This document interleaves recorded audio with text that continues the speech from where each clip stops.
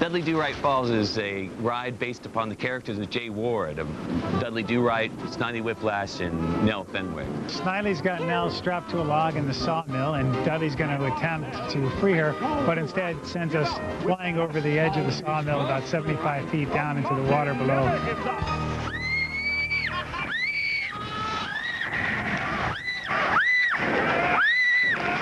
I think the guests, when they take that final plunge, will be screaming at the top of their lungs and hanging on for dear life. One of the neat things about Dudley Do-Right is it's fun watching from the side as it is actually riding the ride. When the boat comes down, we fall 75 feet down, and this shack explodes into several different pieces and falls back into itself. The TNT shack is probably the most difficult show effect that we had, just because it had the most components to it. Each one of these exterior walls are rigged in several different pieces. This particular one has 1, 2, 3, 4, 5 different pieces that are hinged together on opposing corners. There's pneumatics inside the shack that actually move the wall panels and the roof panels up. Oh, no, he's on the cover! Most flume rides are all free-floating in water. This particular one is a combination of a roller coaster and water flume. Whenever it does a dip, curve, or a fall, it actually engages into rail, and it's literally a roller coaster. So here we have 3 sets of rail, a load rail, side rail, and uplift rail to keep the boat stabilized and back into the water.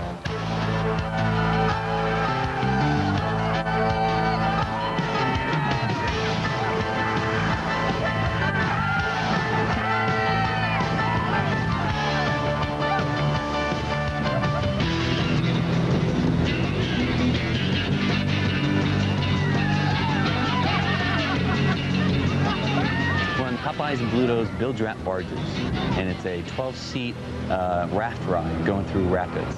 You're planning on going on to Popeye's cruises, and then you're absconded by Bluto, who puts you in these rickety rafts and sends you downriver.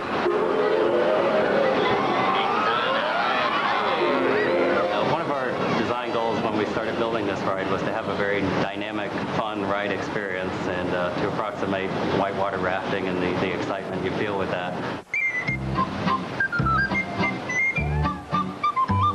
The challenge of working with water in a ride environment is that it is very unpredictable, and very much unlike a roller coaster where you're locked into the iron rails. Here you're at the mercy of the water. It can be different every single time you ride the ride. We're manipulating the water by its depth and width underneath the water that the audience really doesn't realize what we're doing. If you make the flume very narrow, the water speeds up, and you make it wider, it slows down. We modeled this entire ride system and the water flows and how much water we're pumping on a computer. So the biggest challenge was trying to get the facility built in a way that all of our predictions for the water flow would come true. The hardest part was when we actually started running boats around, that the boats were doing what we expected them to. We have to send the boat down by itself and watch it.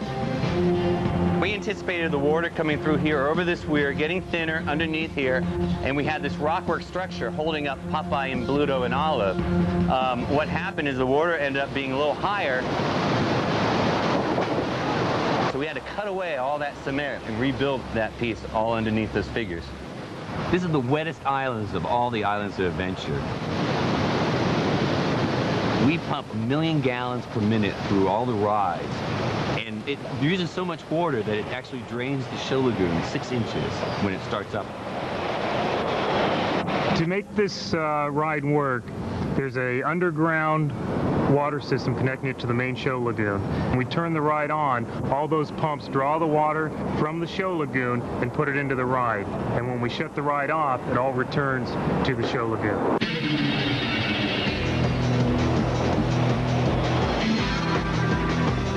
Wherever in this ride you think you're going to get wet, you don't. And where you don't think you're going to get wet, you do.